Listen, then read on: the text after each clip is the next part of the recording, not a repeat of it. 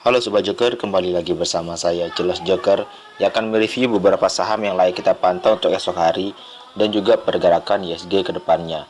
Berikut ada 20 emiten menarik versi request Sobat Joker Trader. Sebelumnya jika teman-teman tertarik dengan ulasan saham yang saya lakukan, bisa like, komen, dan subscribe channel YouTube ini atau juga bisa bergabung di grup Telegram dan lini masa Stockbit yang linknya saya sudah sediakan di deskripsi video ini. Baik, langsung saja kita mulai review yang akan saya berikan. Posisi ISG di sini sudah sesuai dengan target penurunan demand di 6.617 dan 6.605. Dan saya pikir apakah membentuk pola Morningstar perlu dikonfirmasi menuju area break bullish di 6.665 kembali. Jika kita lihat dari volume akumulasi hari ini tidak sangat signifikan menggambarkan dari sisi MACD-nya, di mana volume distribusi juga masih cukup besar. Jadi masih diminati indeks terkait untuk menguji area break bullish-nya, nantinya akan mempermulus jalan menuju area all time high di 6.694. Jika memang area demand ini tidak cukup kuat, saya pikir akan mencapai target penurunan di 6.511 dan di 6.484 yang merupakan area pantulan juga yang terjadi di 1 dan 2 November.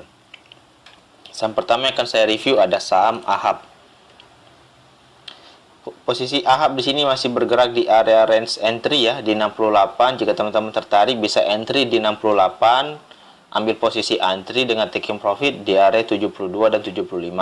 Tetapi dari beberapa kegiatan di 5 kali trading dia hanya mencapai area 73 dan 72, dan saya pikir layak untuk kita lakukan fast trade jika bergerak di 71 dan 72. Ini bisa kita lakukan fast trade saja di saham AHAB. Secara MACD dan RSI sendiri masih mengindikasikan akumulasi, tetapi dengan tren akumulasi dengan volume transaksi yang cukup sepi, layak diminati untuk fast trade tetapi tidak diminati untuk disimpan cukup lama ya. Selanjutnya ada saham BCAP.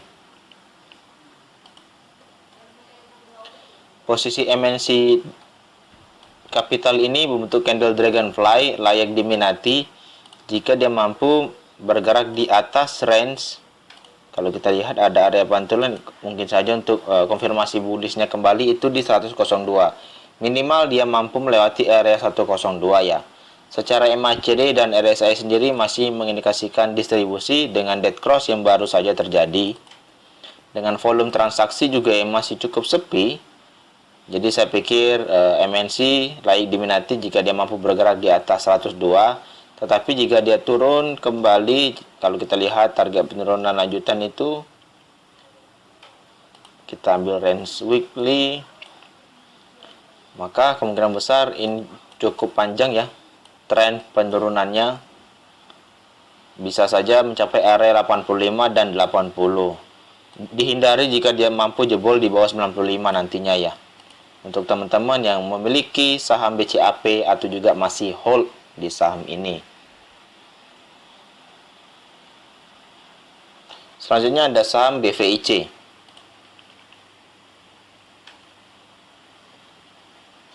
Ada isu Bank Victoria, dan kalau kita lihat dari candlenya akan menguji area supply di 189 dan 185. Close hari ini di 183. Jika dia mampu melewati area supply-nya ini, potensi lanjutan bisa mencapai area 210 saya pikir untuk target terdekat di saham BVIC. Bagi teman-teman yang memiliki momentum atau ingin entry, pastikan dulu dia mampu break di 189 dan 185 besok. Secara MACD dan RSI sendiri masih mengindikasikan akumulasi. Layak diminati untuk saham besok untuk ditradingkan ya. Selanjutnya ada saham Jaya. Posisi Jaya di sini sebelumnya saya menggambarkan pola cup and handle, dan kalau kita lihat cup and handle-nya itu berpotensi weekly saja ya. Posisi weekly, dan kalau kita lihat bergerak di area range buy.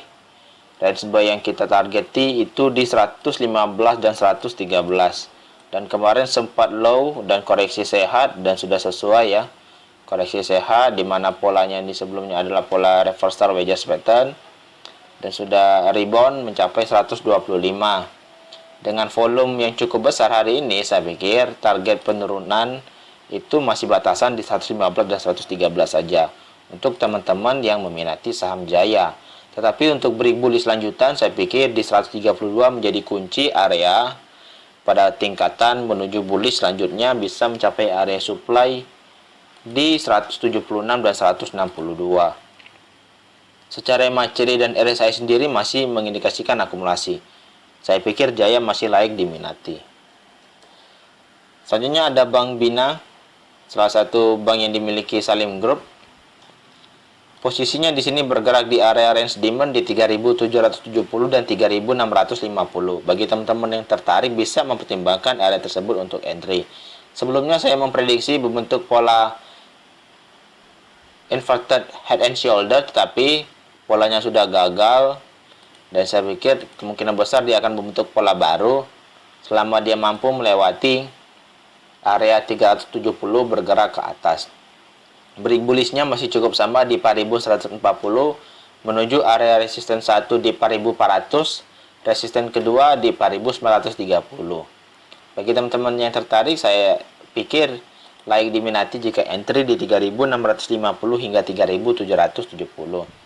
Secara MACD dan RSI sendiri saya pikir masih mengindikasikan akumulasi.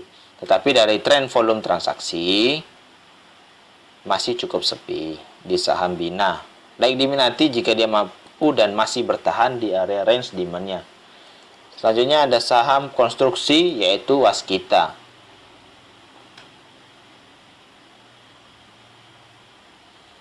Posisi Waskita di sini mengalami penguatan di 830. Bagi teman-teman yang tertarik bisa mempertimbangkan untuk entry jika dia mampu melewati area 870 ya. Karena di sini masih bertahan di area range posisinya, dan kalau kita berharap memang dia akan mantu pullback lagi di area yang sudah terjadi di 775. Dan kalau kita lihat jika dia belum mampu melewati area 870, teman-teman layak menawar di posisi 775 dengan mempertimbangkan risk and reward yang cukup kecil saya pikir. Dengan pola yang berpotensi membentuk KP handle bisa-bisa saja ya. Dan masih bergerak di area range demand-nya di 855 dan 810. Lalu ada saham PNBS.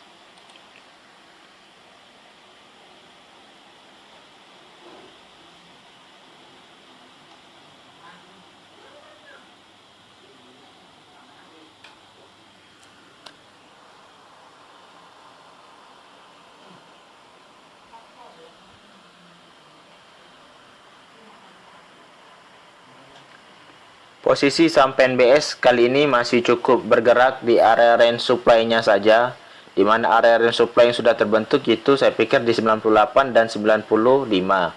Dengan supply yang masih berbentuk sideways seperti ini, lagi-lagi dia akan menguji area supply break bullish itu di 98. Secara MACD dan RSI sendiri masih mengindikasikan akumulasi dengan tren volume transaksi itu masih cukup kecil. Layak diminati jika dia mampu bergerak di atas 98. Selanjutnya ada saham IATA. Posisi IATA di sini teman-teman yang tertarik bisa mempertimbangkan entry di 64 ketika posisi sudah koreksi, dan hari ini sudah koreksi ya. Secara MACD dan RSI sendiri ingin mengindikasikan akumulasi dengan tren volume distribusi yang cukup kecil dengan momentum MACD juga akan golden cross. Saya pikir layak diminati ya untuk fast trade. Kita masih juga menawar jika diberi kesempatan di 57 dan 54, tetapi chances untuk mendapatkan harga di situ sangat cukup sulit. Layak diminati jika bergerak di 64 untuk saham IATA. Selanjutnya ada saham lead.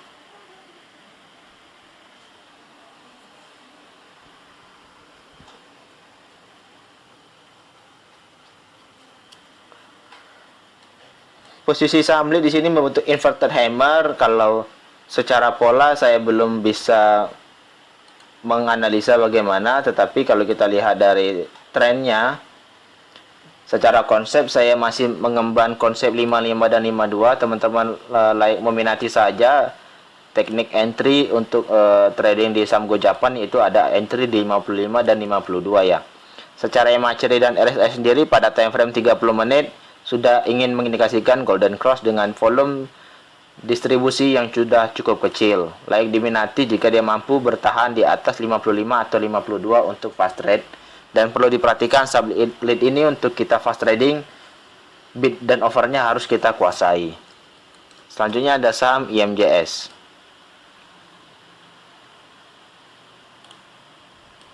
Posisi IMJS di sini sudah ingin menyentuh kembali area demand di 474 dan 462. Bagi teman-teman yang tertarik bisa mempertimbangkan area tersebut untuk entry.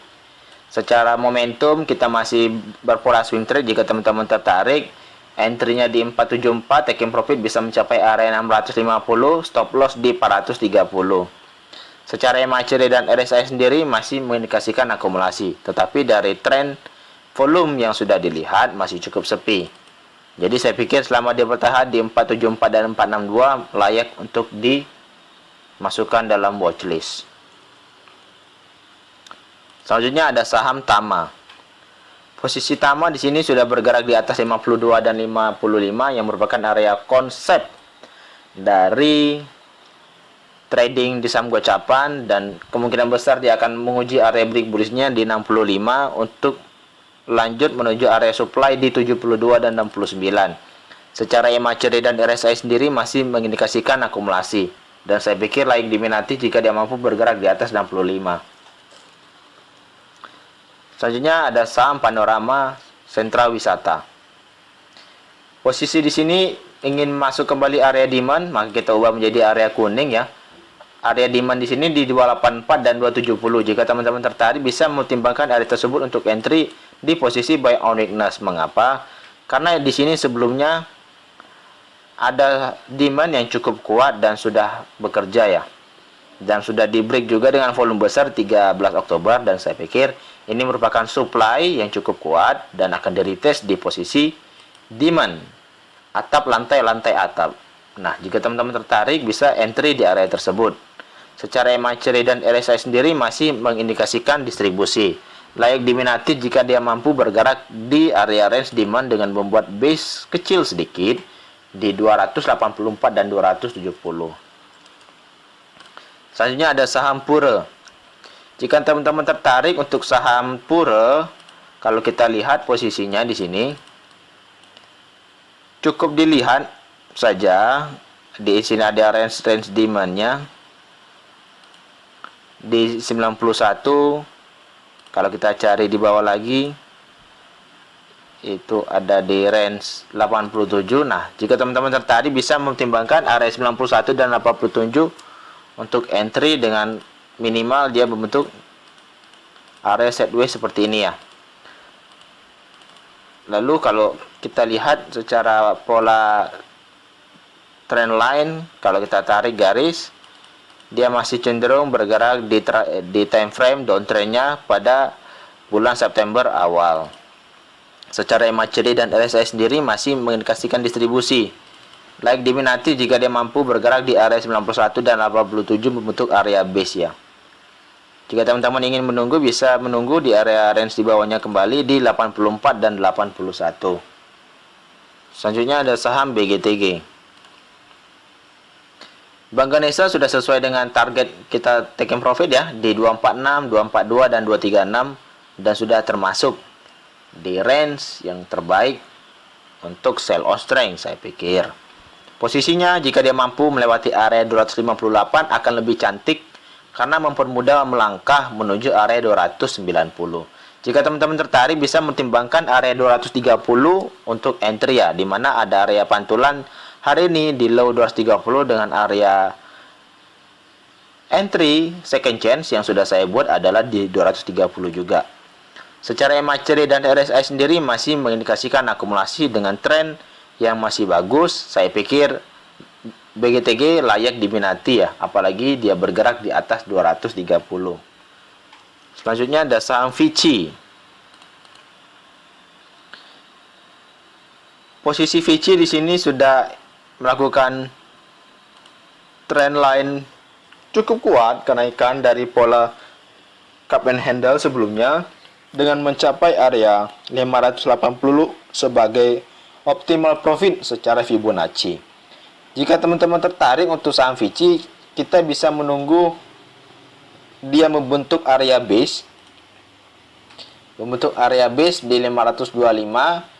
Tetapi jika dia tidak membuat area base, teman-teman wait and see terlebih dahulu. Paling tidak dia turun dulu bisa mencapai area 475 dan juga membuat base. Ketika dia sudah membuat base, layak diminati kembali untuk saham Vici atau Victoria Care ini. Tetapi jika dia tidak membentuk area base, saya pikir hindari dulu saham ini. Kenapa? Karena kenaikan yang sudah cukup kuat curamnya, saya pikir turunnya juga akan curam. Selanjutnya ada saham TNCA. Salah satu emiten retail ini yang dibawa aku laku. Jika teman-teman tertarik, saya memiliki analisa, kita bisa menunggu di area 545 dan 535 ya untuk area tawar entry. Tetapi jika teman-teman ingin tetap entry di saham ini, kalau kita lihat ada area base yang sudah dibuat di rentang 680 dan 635. Selama dia bertahan di area range ini masih sangat menarik ya untuk dipantau. Tetapi jika dia jebol di bawah 635, kita harap saja bisa entry dengan murah di 545 dan 535. Secara MACD dan RSI sendiri sudah mengindikasikan golden cross dengan volume yang memang masih cukup kecil dari volume transaksi TNC hari ini. Apalagi jika dia mampu melewati area 680, menjadi angin segar untuk TNCA nantinya bergerak. Selanjutnya ada saham rumah sakit yaitu BHMAS. Sesuai dengan area range demand kita di 930 dan 890 sebagai catatan entry, selama dia bergerak di area tersebut dan tidak breakdown ke bawah dengan volume yang cukup besar juga, layak diminati. Tetapi kalau kita lihat dari beberapa kasus, dia sudah membentuk candle hammer dan membentuk candle hammer secara bearish atau sering disebut dengan hanging man. Layak diminati memang karena dia masih bergerak di area range demand-nya ini. Tetapi alangkah baiknya kita bisa menunggu di area 835 dan 815 untuk entry ya, untuk buy on weakness-nya. Secara MACD dan RSI sendiri masih mengindikasikan akumulasi, tetapi dari volume yang masih cukup beredar, saya pikir BHMAS belum menemukan angin segarnya. Selanjutnya ada saham Fins. Posisi Fins di sini layak diminati jika teman-teman tertarik. Di sini ada fast trade ya. Jika teman-teman entry di 112 dan 110, bisa taking profit di 118, 121 dan 127. Dengan target kenaikan yang hari ini 115, teman-teman bisa membuat fast rate-nya kembali di target high hari ini untuk besok di 115. Secara MACD dan RSI sendiri masih mengindikasikan akumulasi. Layak diminati saham Fins untuk fast rate besok. Lalu ada saham AMRT. AMRT di sini sudah menyentuh area demand kita di 1195 sampai 1160. Bagi teman-teman yang tertarik bisa mempertimbangkan area tersebut untuk entry. Area break bullish-nya cukup jauh di 1285. Jika mampu break bullish, potensi optimal kita di 1425 dengan optimal juga di 1515 untuk entry. Secara MACD dan RSI sendiri masih mengindikasikan akumulasi dengan tren volume yang mengalami kenaikan. Seharusnya AMRT mampu melewati area 1200. Yang terakhir untuk saham fast rate yang hari-hari ini menarik untuk kita copet-copet, ada Denar. Posisi Denar jika teman-teman tertarik bisa entry di 280, antri saja lalu taking profit di atas 286 dan 290. Karena setiap harinya sudah bergerak di area range itu ya. Hampir 5 hari secara berturut-turut kita melakukan fast trading di saham Denar. Jika teman-teman tertarik bisa memperhatikan area tersebut untuk entry dan take token saja. Entry di 280, taking profit di 286, 288 dan 290. Secara MACD dan RSI sendiri masih mengindikasikan akumulasi. Jadi saya pikir like diminati untuk fast trading di saham Denar besok. Sekian dulu dengan ulasan saham yang saya lakukan. Jika teman-teman tertarik bisa like, comment, dan subscribe. Atau juga bisa bergabung di grup Telegram dan lini masa Stockbit yang linknya saya sudah sediakan di deskripsi video ini. Semoga review kali ini mampu memberikan cuan bersama untuk sobat joker trader. Saya ucapkan terima kasih.